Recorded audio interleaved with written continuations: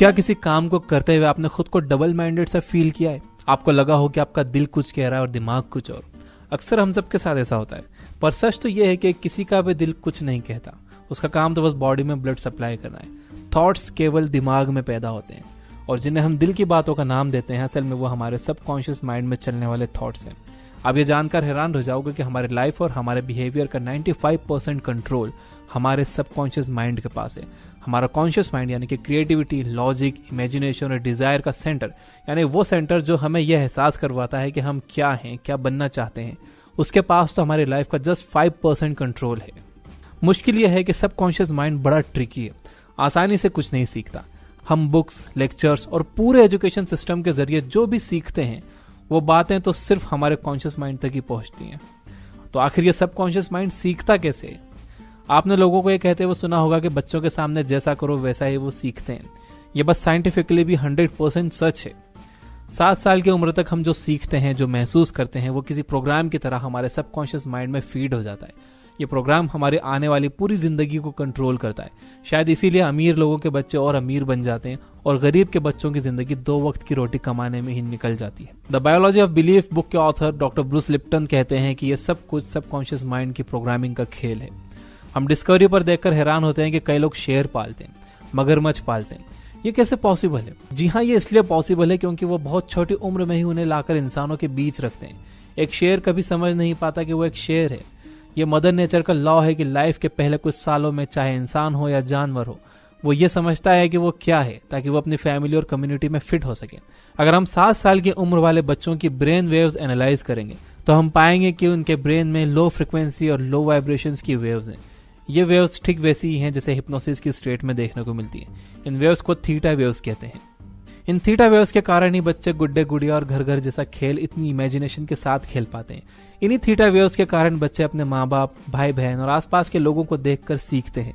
बच्चों के आसपास जो होता है उन्हें उसकी समझ तो नहीं होती, लेकिन वो उसे रिकॉर्ड कर लेते हैं। जैसे अगर आप बचपन से बच्चे को कहते रहे कि तुमसे नहीं हो पाएगा, तुम कुछ नहीं कर सकते, तो वो अपनी पूरी जिंदगी कभी कॉन्फिडेंट फील नहीं कर पाएगा। उसका सबकॉन्शियस माइंड पूरी कोशिश करेगा कि उसका प्रोग्राम सही साबित हो, इसलिए वो उसके हर एक्शन को ऐसे शेड्यूल करेगा कि वो कुछ भी नया और सक्सेसफुल करने से हमेशा डरता रहेगा। ऑथर कहते हैं कि अक्सर देखने को मिलता है कि एक मिडिल क्लास फैमिली से बिलोंग करने वाला हमेशा पैसे बचाने के बारे में सोचेगा, रिस्क लेने से डरेगा और कुछ बड़ा नहीं सोच पाएगा, क्योंकि उसके अंदर यह प्रोग्राम्ड है कि अच्छा खाना, एक अपना घर और एक छोटा सा परिवार, बस जीने के लिए इतना ही बहुत है। वहीं एक अमीर बिजनेस क्लास से बिलोंग करने वाला करोड़ों रुपए का रिस्क ले लेगा। अगर आपके अंदर गुस्से और वायलेंस का प्रोग्राम है तो जिन बातों के लिए आपका गुस्सा प्रोग्राम्ड है, आप चाह कर भी उसे रोक नहीं पाओगे। शायद इसलिए कई क्रिमिनल्स घिनौना क्राइम करके भी पछताते नहीं, क्योंकि उनके सबकॉन्शियस माइंड को ये गलत नहीं लगता, क्योंकि ये उनके प्रोग्राम के अकॉर्डिंग ही होता है। अब इतना तो हम समझ गए हैं कि हमें अपनी जिंदगी बदलने के लिए हमें अपने सबकॉन्शियस माइंड के प्रोग्राम को बदलना होगा। पर यह करना कैसे? सबकॉन्शियस माइंड 2 तरीकों से सीखता है। पहला है हिप्नोसिस, जैसे हम लाइफ के शुरुआत के कुछ सालों में सीखते हैं, और दूसरा है रिपीटिशंस। जब हम गाड़ी चलाना सीखते हैं तो कुछ महीनों तक तो हमें कॉन्शियसली एफर्ट करना पड़ता है, लेकिन उसके बाद वो हमारे सबकॉन्शियस माइंड में प्रोग्राम हो जाता है और हम बिना किसी कॉन्शियस इन्वॉल्वमेंट के गाड़ी चला पाते हैं। यही है रिपीटेशंस की स्ट्रेंथ, यानी अगर आप किसी काम को रिपीट करोगे तो वो आपके सबकॉन्शियस माइंड के प्रोग्राम में चला जाएगा। इसलिए कई मोटिवेशनल स्पीकर्स कहते हैं कि fake it till you make it, यानी जब तक आप कुछ पा ना लो उसे मन में दोहराते रहो। जैसे जब तक सक्सेस हाथ ना लगे तब तक खुद से कहो कि आप सक्सेसफुल हो। आप अपने आप से तब तक कहते रहो कि आप खुश हो जब तक कि आपकी जिंदगी खुशियों से ना भर जाए। ऑथर कहते हैं कि ऐसा करके आप अपने सबकॉन्शियस माइंड से बात कर रहे हो, उसे समझा रहे हो, और एक बार उसने समझ लिया तो वो आपको जरूर मिलेगा जो आप चाहते हो। अब ये रिपीटिशंस कैसे करें? अपने फ्रिज या दीवार पर स्टिकी नोट्स लगाने से कुछ नहीं होगा। अगर आप सच में सबकॉन्शियस माइंड में नया प्रोग्राम ऐड करना चाहते हो तो ऑथर इस प्रोसेस को फॉलो करने के लिए कहते हैं। प्रोसेस ये है कि सबसे पहले जो आप चाहते हो उसे रिकॉर्ड करो, फिर सोते समय उसे ईयरफोन्स लगाकर सुनो। जब आपको नींद आने वाली होती है तो आपको कॉन्शियस माइंड सरेंडर कर देता है और उसका चार्ज आपका सबकॉन्शियस माइंड ले लेता है। इस फेज में आपके ब्रेन में वही थीटा वेव्स होती हैं जो एक 7 साल के बच्चे के दिमाग में थी। इसे ऑटो हिप्नोसिस कहते हैं। यह बेस्ट स्टेज है जब आप अपने सबकॉन्शियस माइंड में अपने पसंद का प्रोग्राम फीड कर सकते हो। आप अपने सभी साइकोलॉजिकल और बिहेवियरल प्रॉब्लम का सॉल्यूशन निकाल सकते हो। तो ये थी सबकॉन्शियस माइंड को ट्रेन करने की बात। अब जरा डॉक्टर ब्रूस लिप्टन के एपिजेनेटिक्स के कॉन्सेप्ट की बात कर लेते हैं, जिसके फैक्ट्स को समझकर आप ना केवल अपनी मेंटल और बिहेवियरल हेल्थ बल्कि ओवरऑल फिजिकल हेल्थ भी सुधार सकते हो। डॉक्टर लिप्टन हमेशा अपनी क्लास में जीन्स और जेनेटिक्स के बारे में पढ़ाया करते थे, जिसके हिसाब से हम जो हैं जैसे हैं अपने जेनेटिकल मेकअप के कारण हैं। हमारे जीन्स डिसाइड करते हैं कि हमारी हेल्थ कैसी होगी। लेकिन स्टेम सेल्स पर रिसर्च करने के दौरान डॉक्टर लिप्टन ने पाया कि सेम स्टेम सेल्स को जब वो एक ग्रोथ मीडियम में ग्रो करते हैं तब वो मसल सेल में डेवलप होता है, वहीं दूसरे में रखते हैं तो फैट सेल में और तीसरे में बोन सेल में। इस एक्सपेरिमेंट से उन्होंने पाया कि जेनेटिक्स के साथ साथ एनवायरनमेंट का भी जीन एक्सप्रेशंस में बहुत बड़ा रोल है।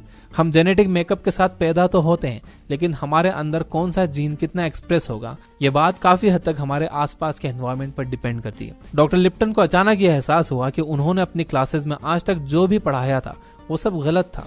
उन्होंने इस फिनोमिनन को एपिजेनेटिक्स का नाम दिया। उस समय उन्हें अपनी इन बातों के लिए बहुत क्रिटिसिज्म फेस करना पड़ा, लेकिन आज साइंस के एक्सपेरिमेंट्स ये प्रूव कर चुके हैं कि एपिजेनेटिक्स का हमारे ओवरऑल ग्रोथ और हमारी हेल्थ पर बहुत बड़ा रोल होता है। एपिजेनेटिक्स को प्रूव करने वाला एक मॉडल है प्लेसबो थेरेपी, जिसमें पेशेंट को कुछ ऐसी दवाइयां देते हैं जो असल में बीमारी पर कुछ असर नहीं करती, लेकिन पेशेंट को यह बताया जाता है कि ये आपकी बीमारी का रामबाण इलाज है और सच में पेशेंट उस दवा से ठीक हो जाते हैं। यानी कि इस केस में वो दवाई नहीं बल्कि पेशेंट का उस दवाई पर बिलीफ उसे ठीक कर देता है। आजकल डॉक्टर्स कई बड़ी बड़ी बीमारियों के लिए भी प्लेसबो थेरेपी का इस्तेमाल कर रहे हैं। जिस तरह पॉजिटिव बिलीफ और पॉजिटिव थिंकिंग आपकी हेल्थ को किसी चमत्कार की तरह ठीक कर सकता है, उसी तरह नेगेटिव थिंकिंग और नेगेटिव बिलीफ आपकी हेल्थ को खराब भी कर सकता है। इसे नोसेबो कहते हैं।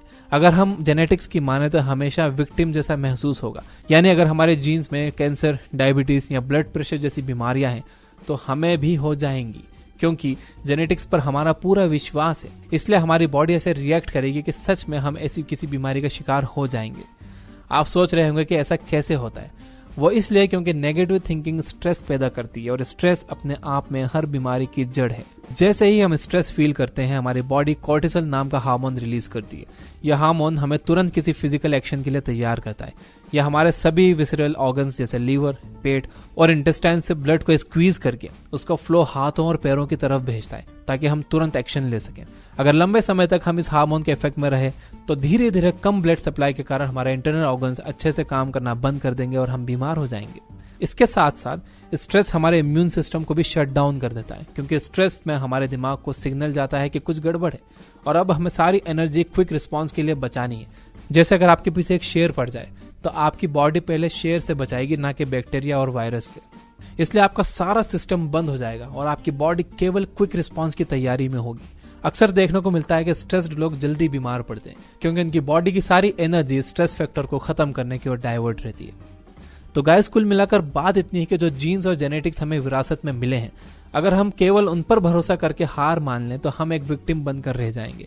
वहीं अगर हम एपिजेनेटिक्स के बेसिक प्रिंसिपल्स को समझें और अपनी बॉडी और सबकॉन्शियस माइंड में प्रोग्राम्ड चीजों को बदलने की जिम्मेदारी लें तो हम एक विक्टिम से सर्वाइवर बन सकते हैं, एक फाइटर बन सकते हैं। आई होप इस वीडियो से आपके काफी गहरे डाउट्स भी क्लियर हुए होंगे। तो अगली बार जब आप डबल माइंडेड फील करो तो समझ लेना कि सबकॉन्शियस माइंड को रिप्रोग्राम करने का वक्त आ गया है। अगर आपको वीडियो पसंद आया हो तो लाइक जरूर करिए और ऐसे ही बेहतरीन बुक्स की हिंदी समरीज सुनने के लिए डाउनलोड करिए यह बुक ऐप, लिंक डिस्क्रिप्शन में। उस पर डिस्काउंट भी चल रहा है, डिस्काउंट कूपन भी है डिस्क्रिप्शन में। Finally, you guys are amazing, keep reading, keep learning, keep growing. Thank you for watching.